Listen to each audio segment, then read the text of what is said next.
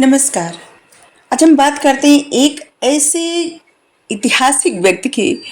परिणी महान विद्वान, प्रकांड पंडित, परिणी प्रकांड पंडित थे और इनका लिखा हुआ ग्रंथ अष्टाध्यायी बहुत ज़्यादा प्रचलित है, बहुत ज़्यादा।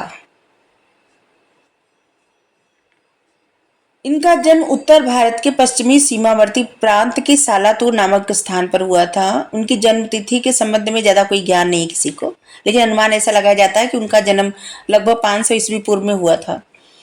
परिणी एक प्रसिद्ध विद्वान थे जिन्होंने संस्कृत भाषा को नियमबद्ध करने के लिए नया व्याकरण रचा और उनके व्याकरण ग्रंथ का नाम ही है अष्टाध्यायी।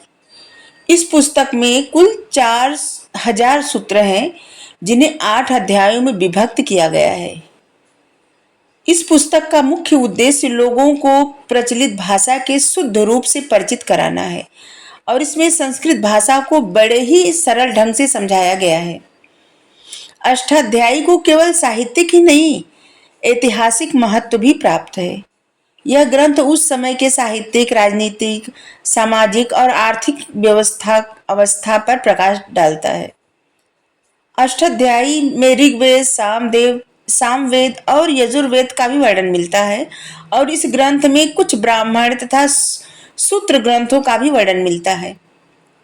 इस पुस्तक में नाटक, गाथा, कथा, महाभारत का भी उल्लेख है। परिणी ने इस ग्रंथ की प्रसिद्धि तुरंत ही सारे देश में फैल गई थी और सबसे ज्यादा जल्दी प्रचार इसी ग्रंथ का हुआ था। तब के समय में हर जगह अष्टाध्यायी द्वारा संस्कृत पढ़ाई जाने लगी। अपनी प्रसिद्धि के कारण ही परिणी को तक्षशिला विश्वविद्यालय का उपकुलपति नियुक्त किया गया था। तब विश्वविद्यालय था, आज से लगभग 2500 वर्ष पूर्व, जो कि बहुत सारे ऐसे आए जो तोड़ फोड़ दिए, लेकिन तक्षशिला विश्वविद्यालय, नालंदा विश्वविद्यालय बहुत ज्यादा फेमस था। परिणी को अपनी प्रसिद्धि के कारण ही तक्षशिला विश्वविद्यालय में उपकुलपति नियुक्त किया गया था। परिणी का व्याकरण देखने में बहुत छोटा है, लेकिन इसकी व्याख्या के लिए हजारों पृष्ठों के ग्रंथ लिखे गए हैं और इसमें एक ग्रंथ पातंजलि भी लिखे हैं जिसका नाम है महाभाष्य। सच तो यह है कि परिणी के अष्टाध्यायी व्याकरण की दृष्टि से एक अद्वितीय रचना है। Doctor BK. घोष ने कहा है, परिणी की महत्ता इस बात से भी है कि उस काल में धार्मिक साहित्य के अतिरिक्त भौतिक साहित्य लिखना भी आरंभ हो गया था। 2500 वर्ष पूर्व। समय का जरूर ध्यान रखें।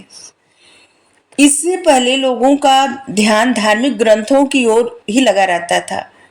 परिणी ने व्याकरण की रचना करके उस परंपरा को समाप्त कर दिया जो अब तक चली आ रही थी और उन्होंने एक नया लिखने पढ़ने का एक तरह से नया युग आरंभ किया। और हम लोग गिनते का क्या है, 2024 ऐसे गिनते हैं ना, जबकि आज से 2500 वर्ष पूर्व ये सब लिखा जा चुका है। Thank you. राधे राधे।